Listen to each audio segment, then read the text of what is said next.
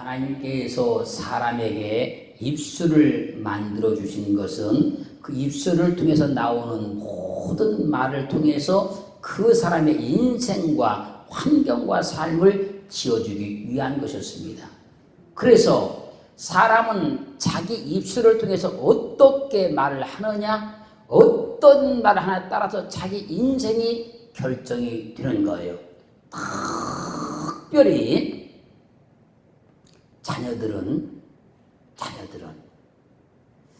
자신의 입술을 통해서 나오는 말을 통해서 부모의 마음에 엄청난 영향을 준다는 것을 꼭 알아야 되고, 더 나가서 부모에게 내가 한 그 말이 자기 인생을 만들어 간다는 걸 꼭 알고 이 시간 하나님의 말씀을 듣기를 주의 이름으로 축원합니다.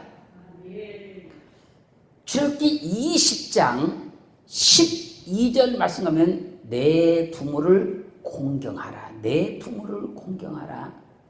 그리하면 너의 하나님 나 여호와가 내게 준 땅에서 내 생명이 길리라. 여기 내 부모를 공경하라. 부모에서 부. 이 말은요, 아부. 이 말은요, 아버지 그런 말입니다. 아버지. 아부가 말하는 아버지는 창시자, 만든 자, 이런 뜻을 가졌는데 높임을 받는 자, 그런 말. 높임을 받는 자. 부모에서 부는 아부인데 높임을 받는 자, 그 말이에요. 그리고 부모에서 모란 말은요, 이 맴이란 말은 어머니란 말이에요. 어머니.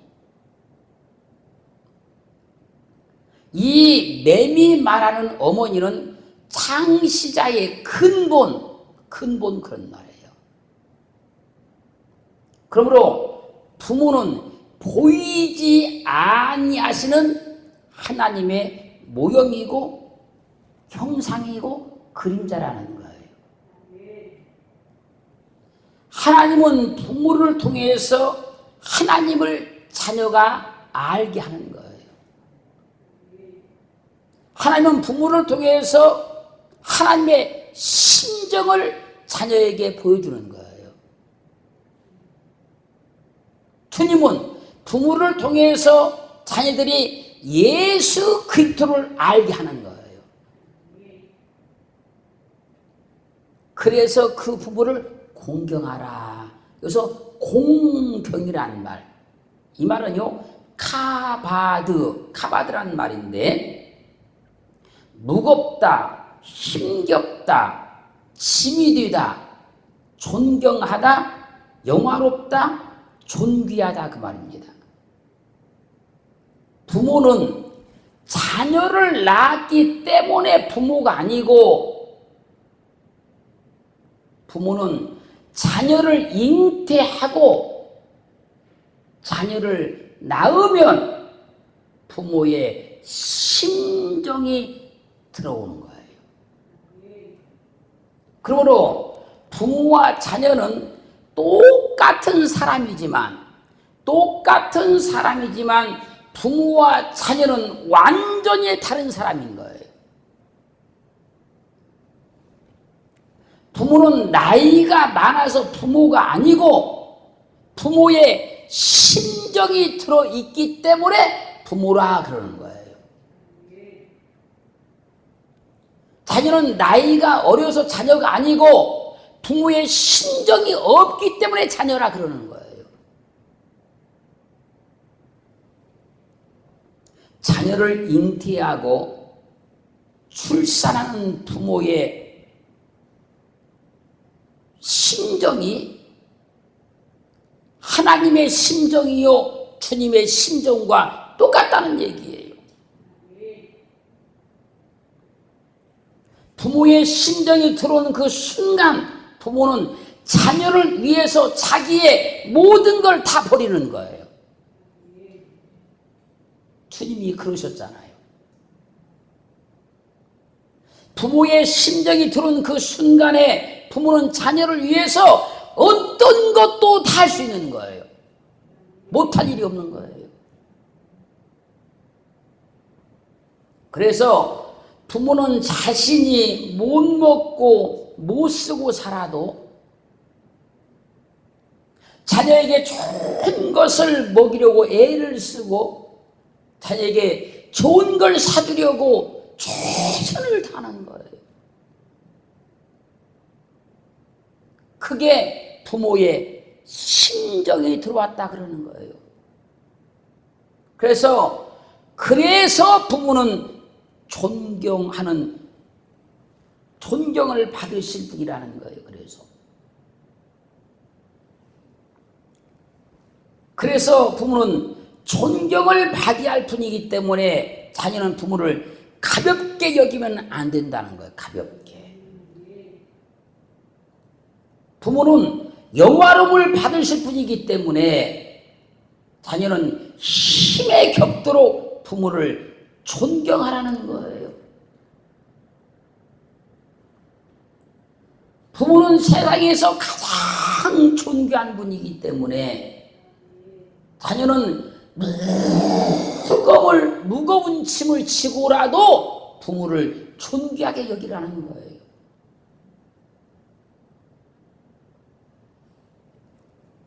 부모들은 되도록이면 자녀에게 짐이 안 들려고 노력을 하고 짐을 벗겨주려고 노력하잖아요.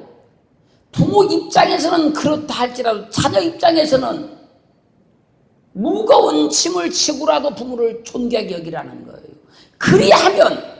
그렇게 하면 하나님께서 주신 땅에서 내가 복을 받을 것이다. 내 생명이 길게 될 것이라고 약속을 하고 있는 거예요.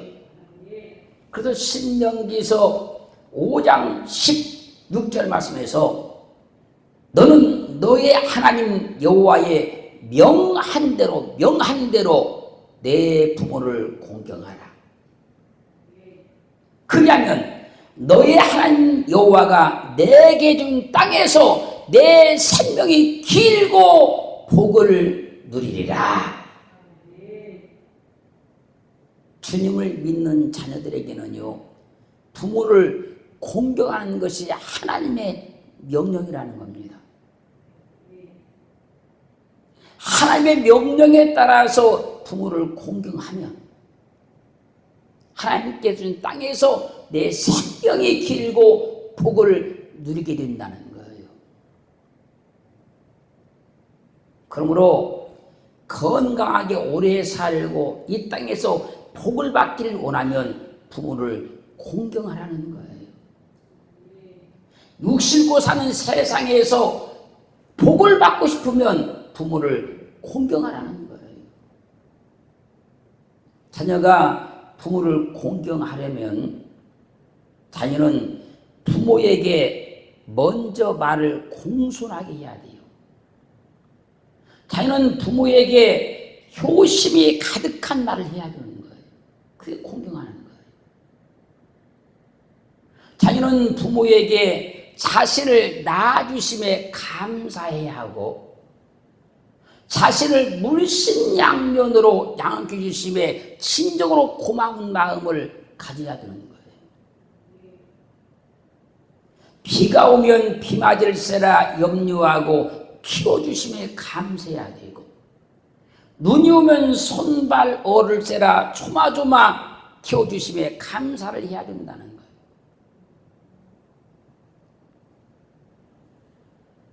밖에 나가면 들어올 때까지 마음 졸이며 동구방을 수백 번 바라보며 키워주심에 감사를 해야 된다는 거예요. 아파서 울 때 붙들고 팔을 동동 구르며 이리 뛰고 저리 뛰며 양육해 주신 은혜에 감사해야 된다는 거예요. 자신의 굶주린 배를 움켜잡고도 자녀의 입에 들어가는 것을 기뻐하며 길러주신 그 큰 은혜에 감사해야 된다는 거예요. 자신이 배부를 때보다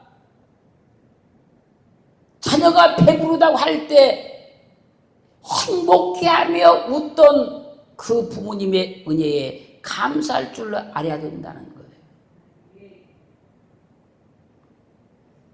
자신은 허름한 옷을 입고 살아도 자녀에게 좋은 옷을 사서 입히고 흐뭇히 하신 그 부모님의 은혜에 감사를 해야 된다는 거예요.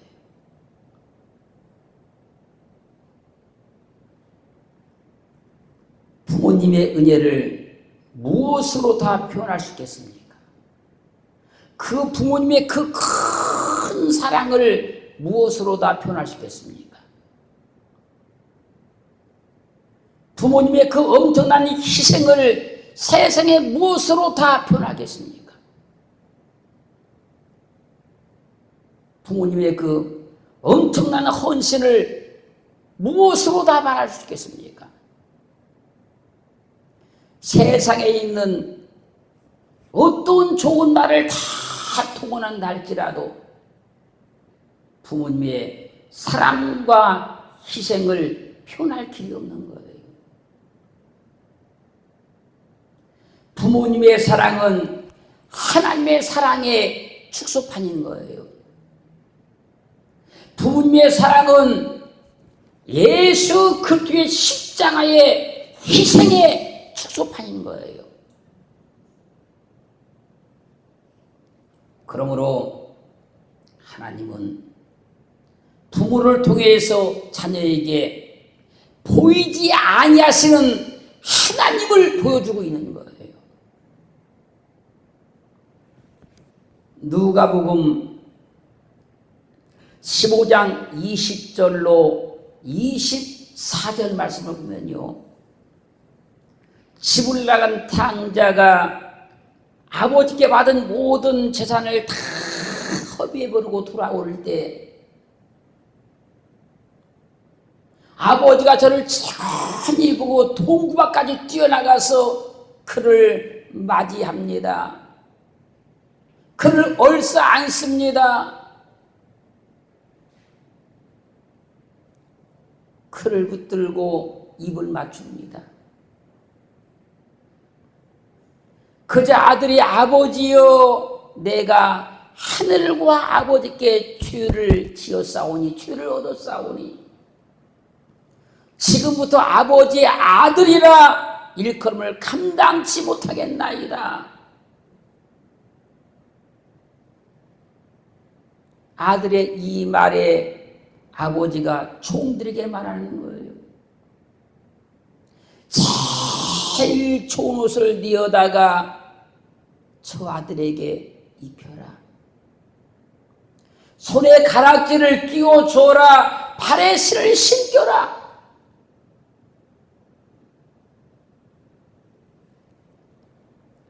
살찐 송아지를 끌어다가 잡아라. 우리가 먹고 즐기자. 이 내 아들은 죽었다가 다시 살아났으며 내가 잃었다가 다시 얻었노라.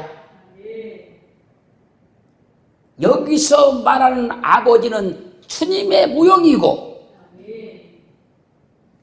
집을 나갔다 돌아온 그 아들은 주님을 떠났다 돌아온 우리 인간을 말하고 있는 거예요. 사랑하는 자녀 여러분, 부모님을 공경하고 존귀하게 여깁시다. 부모님을 사랑하고 부모님께 순종합시다. 신명기 27장 16절 말씀에서 그 부모를 경홀히 여기는 자는 저주를 받을 것이라 할 것이요 모든 백성은 아멘 할지니라. 부모를 경홀히 여기는 사람은 저주를 받을 것이다. 경홀히. 이 말은요, 칼라란 말인데 이 말의 뜻은요, 모욕하다. 모욕하다. 치욕을 주다. 치욕. 불명예스럽게 하다. 불명예스럽게 하다. 멸시하다. 업신여기다.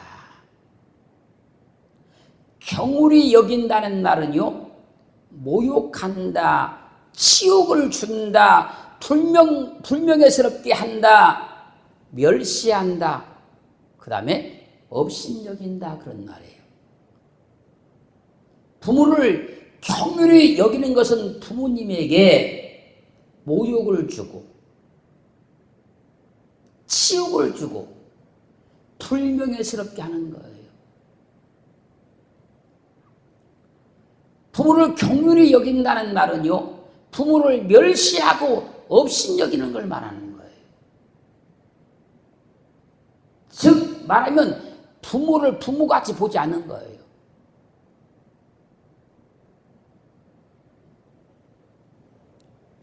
그러므로 자녀는 자신의 행동이나 언어를 통해서 부모의 이름이 모욕을 받거나 치욕을 당하거나 불명예스럽게 만들면 안 된다는 거예요. 그게 경홀히 여기는 거예요. 즉 이 말을 쉽게 설명드리면 자기의 말이나 행동을 통해서 부모가 창피를 당하게 만들면 안 된다는 거예요.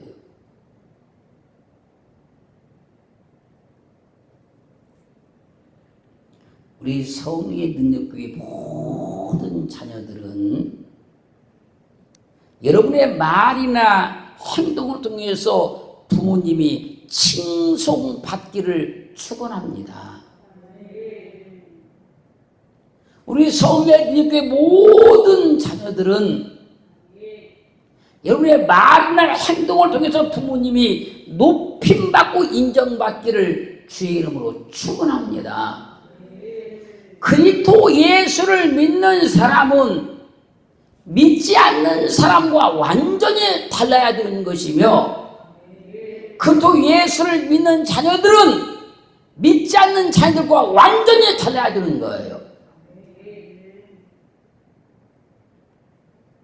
사랑하는 자녀 여러분,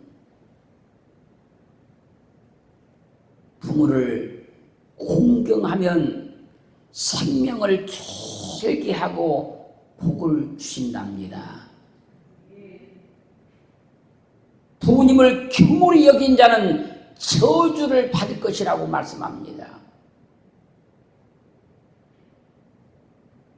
부모 말을 말 같지 않게 여기는 거예요. 제가 지금까지 목회하면서요, 얻은 많은 경험 중에 하나가요, 부모에게 효도하는 사람은요, 모두가 다 복을 받더라는 겁니다. 부모님을 공경하는 사람은, 부모님께 감사하는 사람은 모두가 다 잘 되더라는 거예요.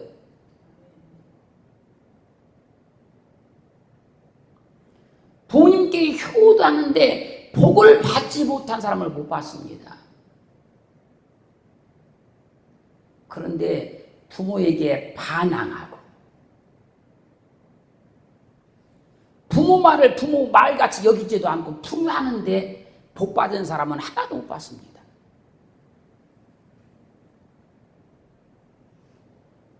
자기 마음대로, 자기 좋은 대로, 부모가 하지 말라는 대로 하는 사람 치고요, 잘 되는 사람을 못 봤다니까요.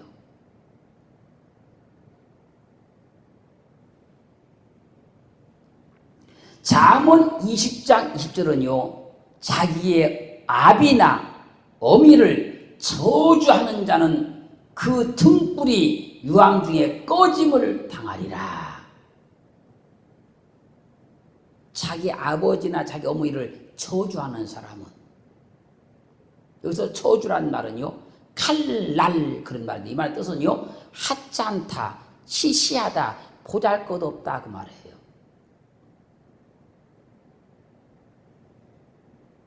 자녀가 자기를 낳아준 그 부모를 하찮게 여기고 시시하게 여기고 보잘것없이 여기는 것이 저주라는 거예요.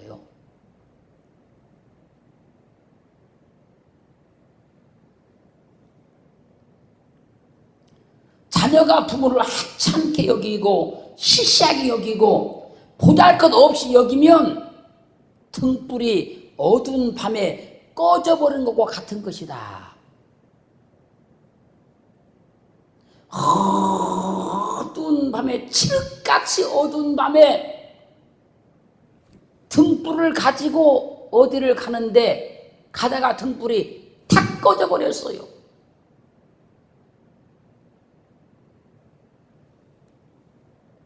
그러면 앞이 보이지 않을 것 아닙니까? 캄캄해서 그 길로 걸어가면 넘어지지 않겠습니까? 가는 방향을 잃어버리지 않겠습니까? 인생이 그렇게 된다는 거예요. 부모가 하는 말을 무시하고 부모의 지도를 무시하고 살아가는 사람은 어두운 밤에 등불이 꺼지고 똑같은 인생이 되고 만다는 거예요. 부모를 하찮게 여기고 시시하게 여기고 보잘것없이 여기면 내가 망한다는 걸 알아야 돼요. 왜입니까? 부모는 하나님의 모형이기 때문에 그런 거예요. 부모는 예수 그리스도의 모형이기 때문에 그런 거예요. 부모는 하나님의 대리자 역할을 하는 거예요. 대리자 역할을 하는 거예요. 요한복음 19장 26절로 27절 말씀을 보면요, 주님께서 십자가에 못 박혀 죽으시는 그 현장에 주님의 어머니 마리아와 사랑하는 제자가 그 곁에 서 있었어요. 그때 주님께서 그 모친께 말씀하시되 어머니에게 말씀한다는 거예요. 여자여 보소서, 어머니여 보소서, 아들입니다.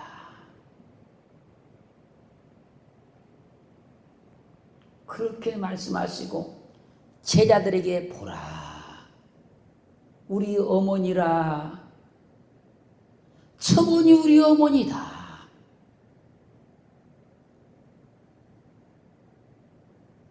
그리고 죽었어요. 그러자 그때부터 그 제자들이 자기 집에 주님의 어머니를 모셨어요. 마리아를 모셨다는 거예요. 주님은 십자가에 못 박혀 죽으시면서 자신을 향해 가슴을 찢으며 우시는 어머니를 보았어요. 주님은 어머니의 눈물을 보시고 십자가에 못 박혀 죽으시면서 자기 어머니를 제자들에게 부탁하는 거예요. 우리 어머니 좀 잘 모셔달라.